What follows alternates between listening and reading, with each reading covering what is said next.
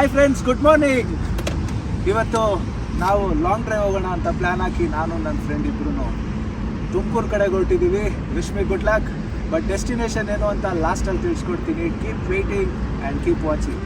ಜಾಲಿ ಎಲ್ಲ jolly jolly jolly ಎಲ್ಲ ಜಾಲಿ. ಅದಕ್ಕೂ ಮುಂಚೆ ನನ್ನ ಚಾನಲ್ನ ಸಬ್ಸ್ಕ್ರೈಬ್ ಮಾಡಿಲ್ಲ ಅಂದರೆ ಪ್ಲೀಸ್ ಟು ಸಬ್ಸ್ಕ್ರೈಬ್.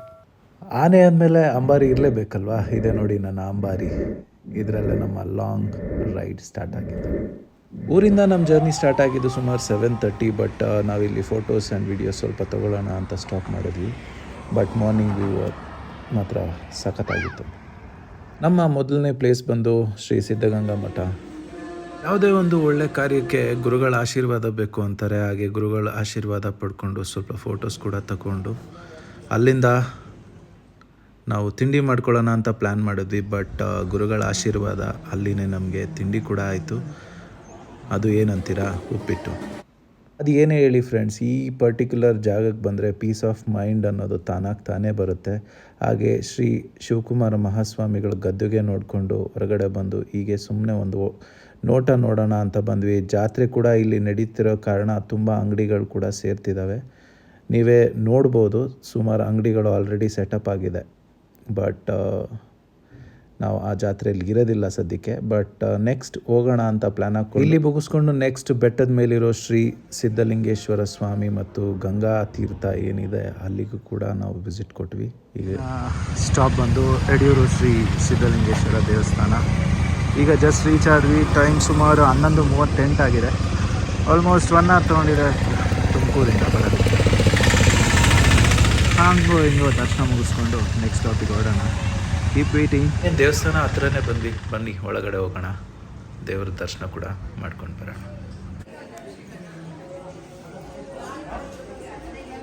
ಮೆಮೊರೀಸ್ಗೆ ಅಂತ 1-2 ಫೋಟೋಗಳನ್ನ ಕೂಡ ಕ್ಲಿಕ್ ಮಾಡ್ಕೊಂಡ್ವಿ. ಯಡಿಯೂರಲ್ಲಿ ದರ್ಶನ ಮುಗಿಸ್ಕೊಂಡು ನೆಕ್ಸ್ಟ್ ಹಾಸನಲ್ಲಿ ಊಟ ಮಾಡಿಕೊಂಡು ಕೊಟ್ಟಿಗೆ ಆಹಾರ ಅನ್ನೋ ಪ್ಲೇಸ್ಗೆ ನಾವು ರೀಚ್ ಆದ್ವಿ. ಇಟ್ ವಾಸ್ ಆಲ್ಮೋಸ್ಟ್ 370 ಕಿಲೋಮೀಟರ್ಸ್ ನಾವು ಗಾಡಿನ ಓಡಿಸ್ಕೊಂಡು ಬಂದ್ವಿ. ಈಗ ನಿಮ್ಮ ಮುಂದೆ ಏನಿದ್ರು ಘಾಟ್ ಸಿಗುತ್ತೆ. ಸೊ ಅಲ್ಲಿ ಇಲ್ಲಿ ತಿರುವುಗಳು ಅದು ಇದು. ಬಟ್ ದ ವ್ಯೂ ಏನು ಕಾಣುತ್ತೆ ಸಖತ್ತಾಗಿತ್ತು. But it was just mind blowing. ಗಾಡಿಯಲ್ಲಿ ಹೋಗಬೇಕಾದ್ರೆ ಆ ತಿರುವುಗಳಲ್ಲಿ ತಿರುಗಿಸೋದಾಗಲಿ, ಗೇರ್ ಚೇಂಜ್ ಮಾಡೋದಾಗಲಿ, ಮತ್ತು ಆ ಹಸಿರು ನೋಡ್ತಾ ಇದ್ದರೆ ಕಣ್ಣು ತುಂಬುತ್ತೆ. ನೀವೇ ನೋಡ್ಬೋದು ಹೇಗೆ ಕಾಣುತ್ತೆ ಅಂತ. ಮುಂದೆ ಫೋನ್ ಸ್ಟ್ಯಾಂಡ್ ಇರೋದ್ರಿಂದ ಸ್ವಲ್ಪ ಈಸಿ ಆಯಿತು. ಯಾಕೆ ಅಂತೀರಾ? ನೋಡಿ, ನಂದು ಸ್ವಲ್ಪ ವೀಡಿಯೋ ಕ್ಲಿಪ್ ಮಾಡ್ಕೊಳ್ಳೋಕ್ಕೆ ಸುಲಭ ಆಯಿತು. ಸ್ವಲ್ಪ ವೀಡಿಯೋ ಕ್ಲಿಪ್ಪಿಂಗ್ಸ್ ತೊಗೊಂಡೆ. ಬಟ್ ಹೇಗೆ ಬಂದಿದೆ ಅಂತ ಗೊತ್ತಿಲ್ಲ. ಬಟ್ ನೀವೇ ನೋಡಿ. ಯಾವಾಗಲೇ ಆಗಲಿ ಕಾರಲ್ಲಿ ಬರ್ತಿದ್ದೆ ಈ ಪರ್ಟಿಕ್ಯುಲರ್ ಪ್ಲೇಸ್ಗೆ. ಫಾರ್ ದ ಫಸ್ಟ್ ಟೈಮ್ ಬೈಕಲ್ಲಿ ಬಂದೆ. ಸೊ ಯಾವಾಗಲೂ ನಾನು ಕಾಫಿ ಅಥವಾ ಟೀ ಕುಡಿಯೋದಕ್ಕೆ ಈ ಪರ್ಟಿಕ್ಯುಲರ್ ಜಾಗದಲ್ಲೇ ನಿಲ್ಲಿಸ್ತೀನಿ. ಯಾಕೋ ಗೊತ್ತಿಲ್ಲ, ಇದು ಸ್ವಲ್ಪ ಹತ್ರ ಇದೆ. ಸೊ ಅದಕ್ಕೋಸ್ಕರ ಇಲ್ಲೇ ನಿಲ್ಲಿಸ್ತೀನಿ. ಯಾಕೆ ಅಂದರೆ ಅಲ್ಲಿ ಟೀ ಎಸ್ಟೇಟ್ ಕೂಡ ಒಳ್ಳೆ ವ್ಯೂ ಕಾಣುತ್ತೆ ಅಂತ. ನೀವೇ ನೋಡಿ. ಕಷ್ಟ ಕೊಡದೆ ನಮ್ಮ ಈ ರಥಗಳು ಸಾಕ್ತಾನೆ ಬಂತು. ಅದಕ್ಕೆ ಬ್ರೇಕ್ ಕೊಡೋಣ ಅಂತ ಸ್ವಲ್ಪ ಕಾಫಿ ಕೈಯಲ್ಲಿ ಕಪ್ ಇಟ್ಕೊಂಡು ಕಾಫಿ ಕುಡ್ಕೊಂಡು ಈ ಥರ ವ್ಯೂನ ಸವಿಯೋದಕ್ಕೆ ಹೇಗಿರುತ್ತೆ ಅಲ್ವಾ? ನೀವೇ ಜಸ್ಟ್ ಎಸ್ಟೇಟ್ ಅಂದಮೇಲೆ ಫೋಟೋಸು ಇರಬೇಕಲ್ವಾ? ಸ್ವಲ್ಪ ಫೋಟೋಸ್ ತೊಗೊಂಡ್ವಿ. ಹಾಗೆ ಸನ್ಸೆಟ್ ಕೂಡ ನೋಡೋಣ ಅಂತ ಪ್ಲ್ಯಾನ್ ಮಾಡಿಕೊಂಡು ಸನ್ಸೆಟ್ ನೋಡಿದ್ವಿ.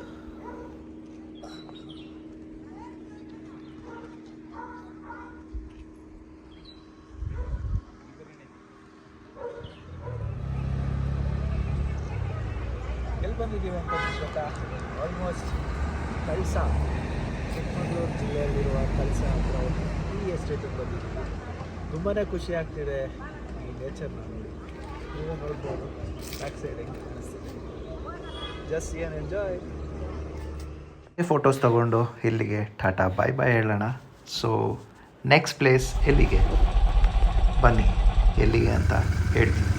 ಆದರೂ ಈ ನೇಚರ್ ಮಧ್ಯೆ ಸನ್ಸೆಟ್ ನೋಡೋ ಮಜಾನೇ ಬೇರೆ ಅಲ್ವಾ? ವಿಡಿಯೋನ ಸ್ವಲ್ಪ ಫಾಸ್ಟ್ ಫಾರ್ವರ್ಡ್ ಮಾಡಿದ್ದೀನಿ. ತುಂಬ ಬೋರ್ ಆಗಬಾರ್ದು ಅಲ್ವಾ ನಿಮಗೂ ಕೂಡ. ಅದಕ್ಕೇ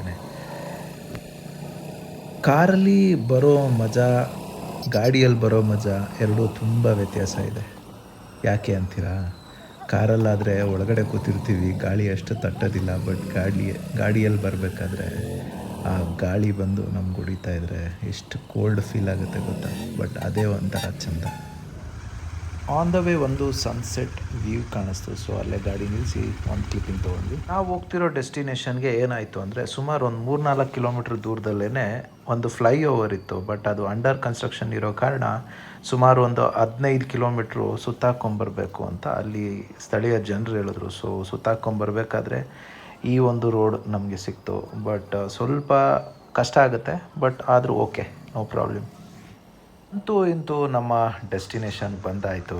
ಅದೇ ನೋಡಿ, ಹೊರನಾಡು ಶ್ರೀ ಅನ್ನಪೂರ್ಣೇಶ್ವರಿ ದೇವಸ್ಥಾನ.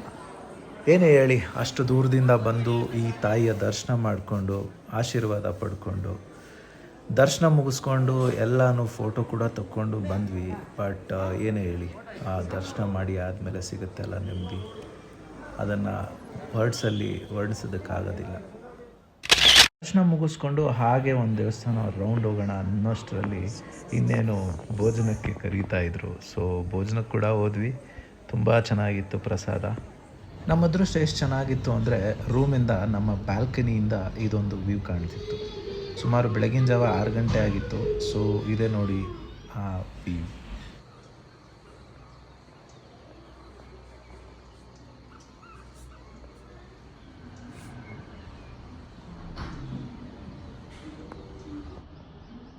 ವ್ಯೂ ಚೆನ್ನಾಗಿದೆ ಅಂದಮೇಲೆ ರೂಮ್ ಬ್ಯಾಲ್ಕನಿಯಿಂದ ಫೋಟೋಸ್ ಕೂಡ ತಗೋಬೇಕಲ್ವ. ನಾಡಲ್ಲಿ ತಿಂಡಿ ಮುಗಿಸ್ಕೊಂಡು ಹಾಗೆ ನಮ್ಮ ರಥನ ಏರಿ ನೆಕ್ಸ್ಟ್ ಡೇಗೆ ರೆಡಿಯಾಗಿ ಹೊರಟ್ವಿ. ನಾನು ರಾತ್ರಿ ಮೆನ್ಷನ್ ಮಾಡಿದಾಗೆ ಫ್ಲೈಓವರ್ ಅಂಡರ್ ಕನ್ಸ್ಟ್ರಕ್ಷನ್ ಅಂತ ಇದೆ ನೋಡಿ. ಈ ನದಿಗೇನೆ ಫ್ಲೈಓವರ್ ರೆಡಿ ಮಾಡ್ತಿದ್ದಾರೆ, ನೀವೇ ನೋಡ್ಬೋದು. ಅಂಡರ್ ಕನ್ಸ್ಟ್ರಕ್ಷನ್ ಇರುವಂಥ ಫ್ಲೈಓವರ್. ಹೊರನಾಡು ಮುಗಿಸ್ಕೊಂಡು ನೆಕ್ಸ್ಟ್ ಡೆಸ್ಟಿನೇಷನ್ ಏನು ಅಂತ ಥಿಂಕ್ ಮಾಡ್ತಿದ್ದೀರಲ್ವ.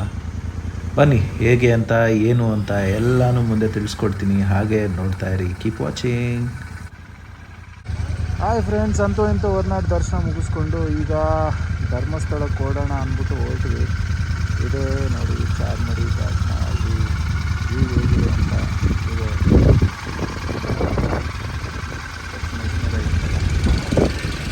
ಹಾಗೆ ನೀವು ನೋಡ್ಬೋದು, ಇಲ್ಲಿ ಧರ್ಮಸ್ಥಳಕ್ಕೆ ಶಿವರಾತ್ರಿ ಪ್ರಯುಕ್ತ ಪಾದಯಾತ್ರೆ ಹೋಗ್ತಿದ್ದಾರೆ. ತುಂಬಾ ಜನ ಆಲ್ರೆಡಿ ಕಷ್ಟಪಟ್ಕೊಂಡು ಶಿವನ್ ಭಕ್ತಿಯಿಂದ ನಡೆಸುತ್ತಿದ್ದಾರೆ.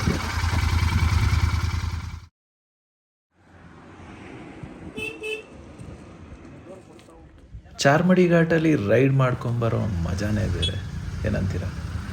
ಅಂತೂ ಧರ್ಮಸ್ಥಳಕ್ಕೆ ಎಂಟ್ರಾದ್ವಿ. ಈ ಧರ್ಮಸ್ಥಳ ಕ್ಷೇತ್ರ ತುಂಬಾ ಸ್ಪೆಷಲ್ ಪ್ಲೇಸ್ ನನ್ನ ಲೈಫಲ್ಲಿ ಕೂಡ. ನಿಮಗಾಗಿದ್ರೆ ಕಮೆಂಟ್ ಬಾಕ್ಸಲ್ಲಿ ಹಾಕಿ.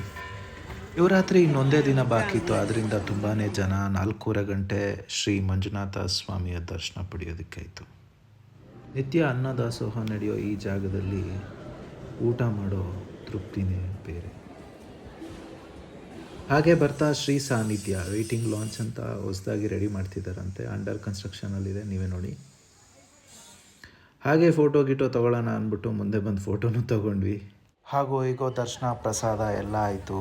ಆ ದೇವರ ಆಶೀರ್ವಾದ ಕೂಡ ನಮಗೆ ಸಿಕ್ತು. ನಮ್ಮ ರಥನ ಮರೆಯೋದಕ್ಕಾಗುತ್ತಾ? ಅದ್ರ ಜೊತೆ ಒಂದು ಫೋಟೋ ಮತ್ತು ವಿಡಿಯೋ ಆಯಿತು. ಆಗಿದ್ದೇನೋ, ಬಟ್ ಆನ್ ದ ವೇ ನಮಗೆ ಫುಲ್ ಜಾರ್ ಸೋಡಾ ಟ್ರೈ ಮಾಡೋಣ ಅಂತ ಸೋಡಾ ಟ್ರೈ ಮಾಡಿದ್ವಿ. But it was M.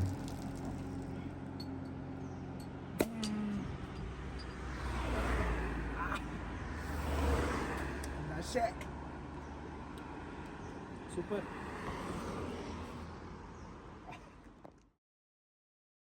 ಹಾಗೆ ನಮ್ಮ ನೆಕ್ಸ್ಟ್ ಸ್ಟಾಪ್ ಬಂದು ಸೌತಡ್ಕ ಶ್ರೀ ಮಹಾಗಣಪತಿ. ಗಂಟೆ ಗಣಪತಿ ಅಂತಲೇ ಈ ದೇವಸ್ಥಾನ ಫೇಮಸ್ ಆಗಿದೆ.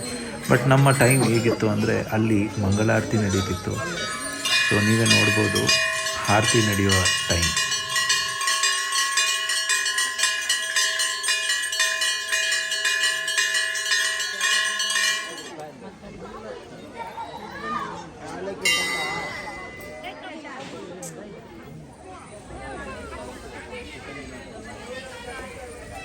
ದರ್ಶನ ಆಯಿತು, ಆಶೀರ್ವಾದ ತೊಗೊಂಡಾಯಿತು, ಒಂದು ಫೋಟೋ ಕೂಡ ಕ್ಲಿಕ್ ಮಾಡ್ಕೊಂಡಾಯಿತು. ಅಲ್ಲಿಂದ ನಾವು ನೆಕ್ಸ್ಟ್ ಸ್ಟಾಪಿಗೆ ಹೊರಡೋಣ, ಬನ್ನಿ. ನೆಕ್ಸ್ಟ್ ಸ್ಟಾಪ್ ಬಂದು ಶ್ರೀ ಕುಕ್ಕೆ ಸುಬ್ರಹ್ಮಣ್ಯ ಸ್ವಾಮಿ. ಕುಮಾರಧಾರ ಹತ್ರ ಒಂದು ಕ್ಲಿಪ್ಪಿಂಗ್ ತೊಗೊಳ್ಳೋಣ ಅಂತ ತೊಗೊಂಡೆ. ಕುಮಾರಧಾರ ನದಿ ಹತ್ರ ಹೋಗೋಕ್ಕಾಗಲಿಲ್ಲ, ಬಟ್ ಯಾಕಂದರೆ ಟೈಮ್ ಮೀರ್ತಿತ್ತು, ಅದಕ್ಕೋಸ್ಕರ ಹಾಗೆ ಡೈರೆಕ್ಟ್ ದರ್ಶನಕ್ಕೆ ಹೋಗೋಣ ಅಂತ ಹೊರಟ್ವಿ. ಬಟ್ ಅಲ್ಲಿ ಜನ ತುಂಬ ಏನೂ ಇರಲಿಲ್ಲ. ಬಟ್ ಸಂಜೆ ವ್ಯೂ ಮಾತ್ರ ತುಂಬ ಚೆನ್ನಾಗಿತ್ತು. ದೇವರ ದರ್ಶನಕ್ಕೆ ಹೋಗೋಣ ಅಂದ್ಬಿಟ್ಟು ರೆಡಿ ಆಗಿ ಹೊರಟ್ವಿ. ಮುಖ ತೊಳ್ಕೊಂಡು ಫ್ರೆಶ್ ಅಪ್ ಆಗಿ ಅಲ್ಲಿಂದ ಹೊರಟ್ವಿ. ಸ್ವಾಮಿಯ ದರ್ಶನ ಆಯಿತು, ಆಶೀರ್ವಾದ ಪಡ್ಕೊಂಡ್ವಿ, ಫೋಟೋ ಕೂಡ ಕ್ಲಿಕ್ ಮಾಡ್ಕೊಂಡ್ವಿ. ಸೊ ಶ್ರೀ ಕುಕ್ಕೆ ಸುಬ್ರಹ್ಮಣ್ಯ ಸುಮಾರು 7:30 ಆಗಿತ್ತು. ಅಲ್ಲಿಂದ ನಾವು ಹಾಸನಕ್ಕೆ ಹೋಗಿ ಸ್ಟೇ ಮಾಡೋಣ ಅಂತ ಫಿಕ್ಸ್ ಆಗಿ ಅಲ್ಲಿಂದ ಹೊರಟ್ವಿ. ಸುಮಾರು 10 ಗಂಟೆ ಆಗಿತ್ತು. ಹಾಸನ ರೀಚ್ ಆಗೋಷ್ಟೊತ್ತಿಗೆ ಅಲ್ಲಿ ಒಂದು ಖಾಸಗಿ ಹೋಟ್ಲಲ್ಲಿ ಸ್ಟೇ ಮಾಡಿ ನೆಕ್ಸ್ಟ್ ಡೇ ಮಾರ್ನಿಂಗ್ ನಾವು ಎಲ್ಲಿ ಗೊತ್ತಾ ಹೊರಟ್ವಿ ತಿಂಡಿಗೆ. ಇಡ್ಲಿ ಮಾಮು. ಅಲ್ಲಿ ಏನು ಫೇಮಸ್ ಅಂದರೆ ಇಡ್ಲಿ. ರಿಯಲಿ ಆ ಇಡ್ಲಿ ಮೇಲೆ ತುಪ್ಪ ಹಾಕ್ಕೊಂಡು ಚಟ್ನಿ ಜೊತೆ ಆ ಪಲ್ಯ ಜೊತೆ ತಿಂತಾರೆ. ಆ ಎಕ್ಸ್ಪೀರಿಯನ್ಸ್ ತುಂಬ ಚೆನ್ನಾಗಿತ್ತು. ನೆಕ್ಸ್ಟ್ ಟೈಮ್ ನೀವು ಕೂಡ ತಿಂಡಿಗೆ ಇಲ್ಲೇ ಟ್ರೈ ಮಾಡಿ. ಹಾಗೆ ಟೀ ಕುಡ್ಕೊಂಡು ಹೊರಡೋಣ ಅಂದ್ಬಿಟ್ಟು ಒಂದು ಹೋಟ್ಲ್ ಹತ್ರ ನಿಲ್ಲಿಸ್ಕೊಂಡು ಹಾಗೆ ನಮ್ಮ ಜರ್ನಿ ಬೆಂಗಳೂರು ಕಡೆಗೆ ಸಾಕ್ತು. ಬೆಂಗಳೂರು ಕಡೆಗೆ ವಾಪಸ್ ಹೋಗೋಣ ಅಂದ್ಬಿಟ್ಟು ಹೊರಟ್ವಿ.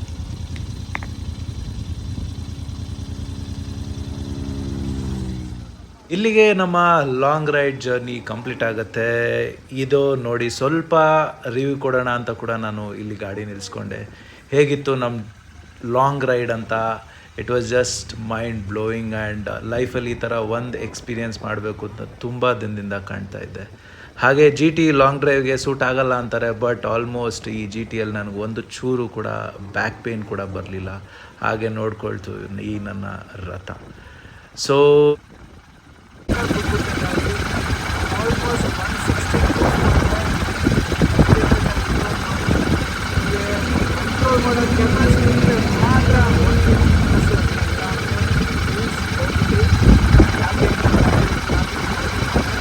ನಾವು ಅದೇ ರೀತಿ ಎಲ್ಲ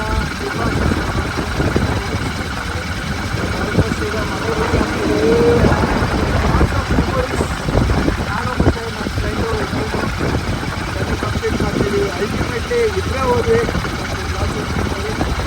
ಆ್ಯಂಡ್ ಈ ಜರ್ನಿ ಬಗ್ಗೆ ಘಾಟ ಸ್ವಲ್ಪ ಹಿಂಸೆ ಅನಿಸ್ತು, ಬಟ್ ಹೈವೇ ರೋಡಲ್ಲಿ ಬಂದಾಗ ಇಟ್ ಈಸ್ ಅಮೇಸಿಂಗ್ ಎಕ್ಸ್ಪೀರಿಯನ್ಸ್. ನೀವು ಕೂಡ ಮತ್ತೆ ಯಾವಾಗಲಾದರೂ ಇದನ್ನು ಹೋಗ್ಬೇಕು ಅಂದರೆ ಲಾಂಗ್ ಡ್ರೈವ್ ಮಾಡಬೇಕು ಅಂತ ಸೇವ್ ಆಗ್ತದೆ. ನನ್ನ ಜೊತೆ ನನ್ನ ಫ್ರೆಂಡ್ ಮಧು ಬಂದಿದ್ದ ಪಾರ್ಟ್ನರ್ ಆಗಿ. ಸೊ ಅವ್ರನ್ನೂ ಕೂಡ ಎಕ್ಸ್ಪೀರಿಯೆನ್ಸ್ನ ಹೇಗೆ ಅಂತ ಕೇಳೋಣ. ಹೇಗಿತ್ತು ಎಕ್ಸ್ಪೀರಿಯೆನ್ಸ್ ಲಾಂಗ್ ಜರ್ನಿದು? ತುಂಬ ಚೆನ್ನಾಗಿತ್ತು. ಪ್ಲ್ಯಾನ್ ಮಾಡಿದ್ದೆ ಒಂಥರ ಮಿರಾಕಲ್ ಆಗಿತ್ತು.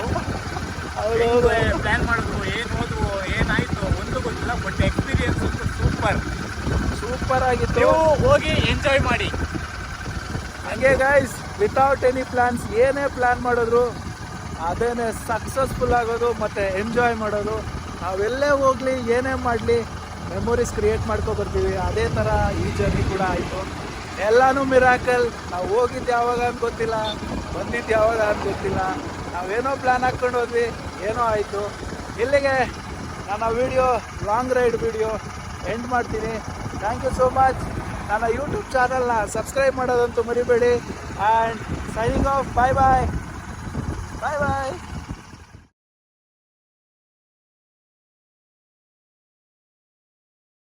ಜಾಲಿ ಜಾಲಿ ಜಾಲಿ ಎಲ್ಲ ಜಾಲಿ.